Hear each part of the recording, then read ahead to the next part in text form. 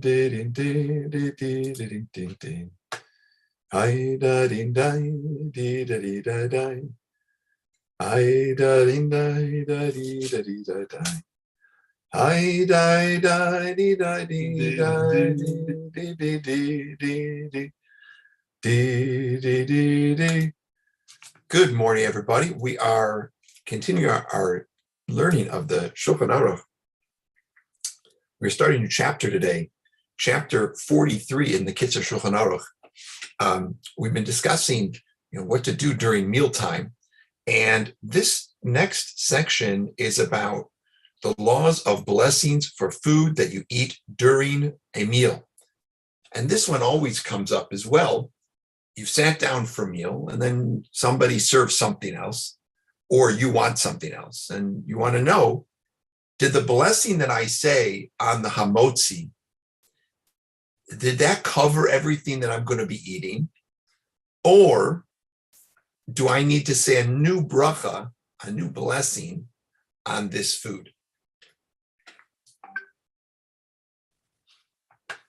That's the basic premise of what we're going to be discussing. Okay, so open your books or listen along as we continue. Chapter 43. Any food that you eat during a meal, okay, meal always means something that started with bread in rabbinic literature. These are items that you normally are going to have.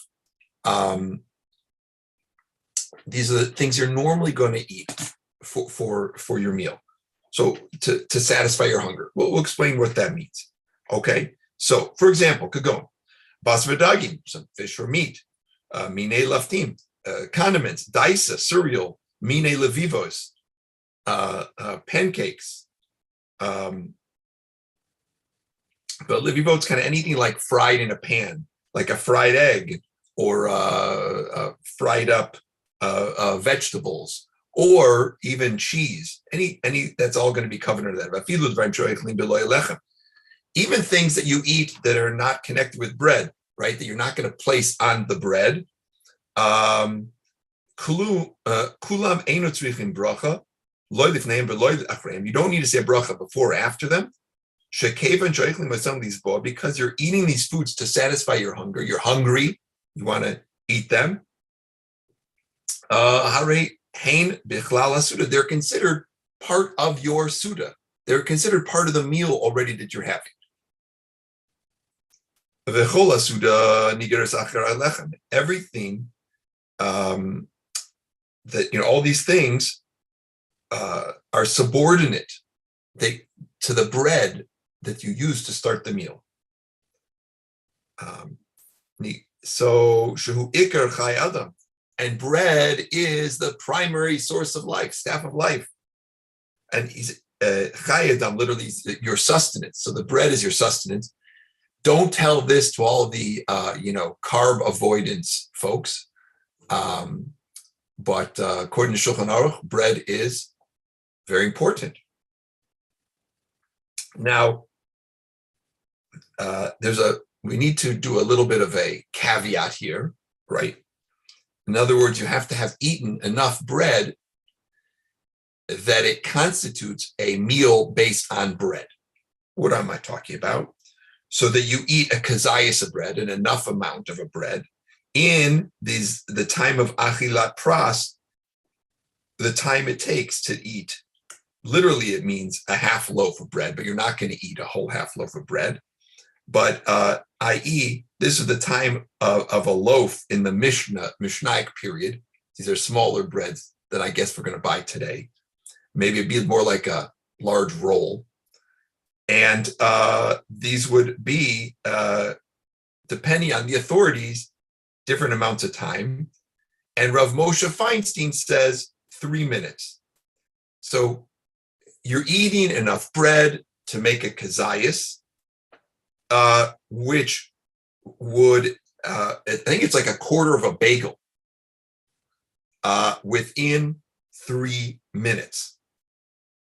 Now, if during the meal you don't eat a kazayas of bread within that time span, then you run into halachic problems regarding the rest of the food you eat during the meal, because you're not.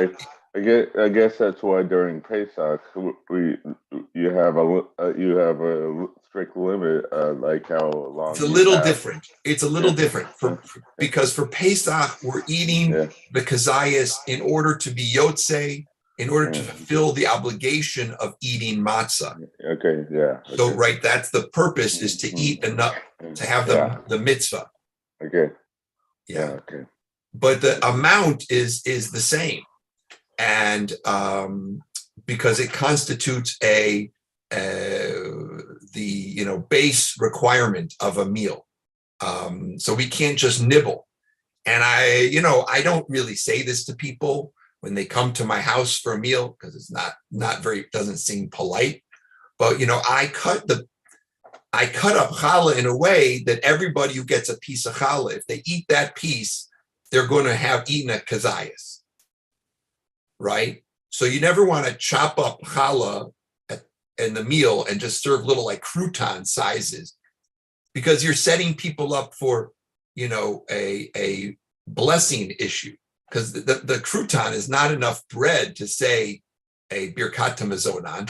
It's not really a meal, a crouton. So a sized piece of bread. So you really need to have a nice, significant piece of bread at the beginning of the meal, and you need to eat it right away so that your meal begins with the bread. Interesting question. I'm not sure we have an answer right this minute. What about a Jeff's hamburger? You can tell what's on my mind, right? You take a bite of the Jeff's hamburger. Are you going to eat enough of a kazayas of bread in that one bite? You're not. But, so then let's say you took a French fry. Would you have to say a shahako on the French fry? Right? So it's a good question. It might, maybe one who wants to be very, very scrupulous in their blessings would have 2 bites of hamburger, which would probably give them enough bread matter for their kazayas. I guess the same thing could be said if you have your falafel, right? If you're going to have a plate of fries outside of the falafel, or a drink. So anyway, these are most likely suffix bracha lahaka. We're not going to say a new blessing on the French fry or on the drink, okay? But these are good things to have in mind. Okay, let's get back to our primary text. And the sages say that one must make up their mind before the meal that they're going to have a kazayas of bread. In other words, that they're making a meal on bread, and to do it in the right amount of time so that they exempt all the other foods that they consume during the meal from individual blessings. That's what Rav Moshe advises, right? That I'm going to have enough bread and I'm not going to just, take a little nibble. And by the way, any amount of bread obliges one in netilas yadayim, right? Wash your hands, and a recitation of hamotzi. Although that, again, you have to have a certain amount of bread to have said hamotzi. I'm pretty sure. Okay. Next, lachein. The text continues. V'lachein, therefore, kulam niftarim. All the foods that we discussed before are going to be exempted from having their own bracha rishona, their own blessing, beberkas hamotzi, with the hamotzi that you said at the beginning, and ubirkat hamazon, and the blessing after the meal. V'afilu im nishlechu lo mibatim acherim, even in a case that you began your meal at home and then somebody sent you some food from another house, you don't need to make a new bracha on these things. The stam adait adam, because the person's intention when they began their meal Al kol mashiavu, that whatever they bring the person during the meal, from wherever it's from, that's part of their meal. They have in mind. They're not thinking, well, I'm excluding the food that comes from somewhere else. Whatever comes, whatever they serve me, I'm going to eat. Now, a few more details here to set out. Let's say a food that's not normally eaten to satisfy hunger during a meal, right? We're going to discuss those in a moment. What about the laws of Birkat Hamazon? If you didn't have enough bread, that's going to be chapter 44.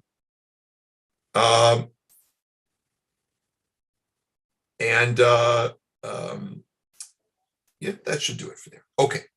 Number 2, v'chein. Likewise, you don't need to recite a separate blessing on beverages that you drink during the meal, because the beverages are part of the meal. Because it's uncommon to eat without drinking something. There is an exception when it comes to wine. Because we consider wine an important food. It's a significant item. It's not like any other liquid. Because how do we know? Because there are many instances where we have to say a bracha over wine. Even when you don't want wine, I'm not looking to have wine, but you have to say a bracha over wine. Kigon, Kiddush, Havdalah, like by Kiddush and Havdalah. So therefore, even in the middle of a meal, if somebody brings out wine, you didn't start your meal with wine, but somebody brought out wine. Oh, this would go great. I got this, Merlot in the. I got to bring out the Merlot. You got to say a bracha on that wine. You bring out. It's not covered in the hamotzi you said at the beginning, and it's not subordinate to the bread. But let's say you said a bracha on wine, like by Friday night or Shabbos day. Okay, you said a borei pirgofen before you said hamotzi, right before washing your hands for the meal. Not like an hour before at some wine and cheese party, right? But as preceding the meal. Then you had in mind that you might be drinking some wine during the meal as well, when you said borei pirgofen on the wine before the meal. Or, even if you didn't specifically intend to drink wine during meal, shehu ragil b'chach lishoy, but it's your, you might do it. In other words, you didn't have to have in mind, I'm going to have some of this wine during the meal. But it happens that you're a person that has wine during the meal, okay? Ein sarich levarech alav shenis. You don't say a new bracha on the wine that's brought to you during the meal. Kiniftar, because it's exempted from the first borei pirgofen you made before the meal started. B'birch shalav lifnei asudas. V'ayin la'el simin lamed teis. And we actually discussed this previously, chapter 39, a little bit here. Now, v'yayin saruf midisein. It's funny. They call liquor in rabbinic terms is called yain saraf. Okay. The Kitzur was written in Hungary, but in the time of the Austro-Hungarian Empire, not the time of the modern country of Hungary. And so we're going to say that obviously they're talking about Shlivovitz, which is the national l'chaim of Hungary and Austro-Hungary. It's not, he says, it's not standard practice to always drink Shlivovitz during the meal, as it is with maybe other things. There's a bit of a halachic doubt whether it's part of the meal or not. And consequently, if we're not sure whether it requires its own bracha when served during the meal. Other beverages that are brought to satisfy your thirst, some sparkling water, right? Or something else, it's clear that it's going to be served during the meal. But it's not always clear about the Shlivovitz or anything like vodka, shluvitz, something like that. So he's going to provide a little bit of advice about what to do in this situation. Now, if it's a Shabbos meal, we can basically say that the person knew they might be served some kind of liquor, right? And I want to say mashka because I like the Yiddish word. Or bromfen, it's another Yiddish word, right? He knew they're going to have some bromfen during the meal, or she. But we're talking about a weekday meal. It's a Tuesday. Okay. I guess today's a Thursday. So now we're going to have some advice what to do on a regular meal.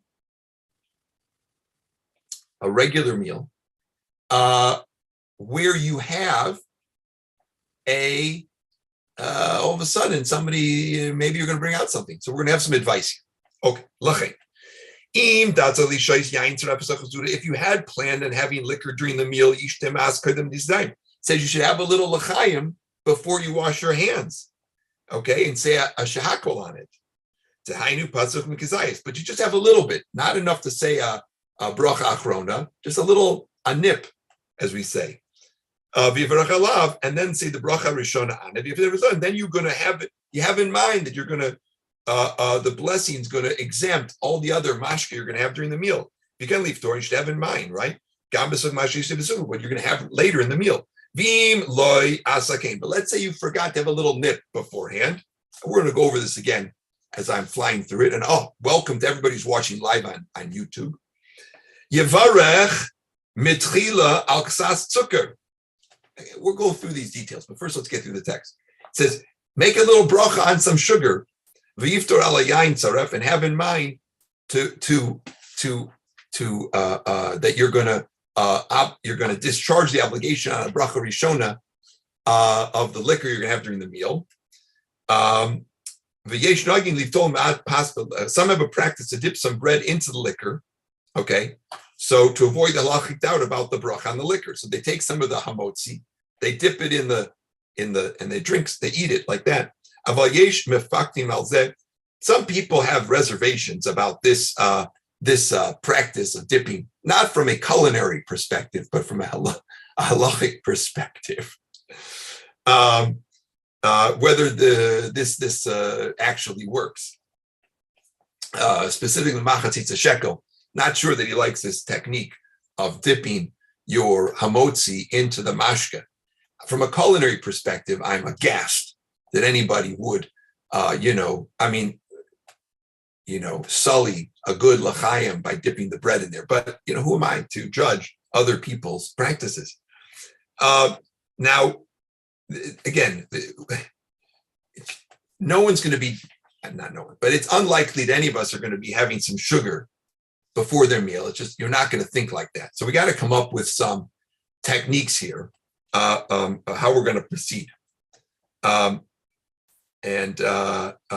Mishnah Berurah points out that in a case of doubt is usually avoided at the Shabbos meal because the meal is immediately preceded by a kiddush, right? And when you say a bracha on wine, you don't have to have any other brachas on, right? Wine discharges the obligation of any other blessing on liquid. So for example, not on Shabbos, not at a meal, you just sit down, you have a glass of wine, somebody brings you a glass of water, you don't say a shehakol on the water because the wine has discharged all other blessings for liquids.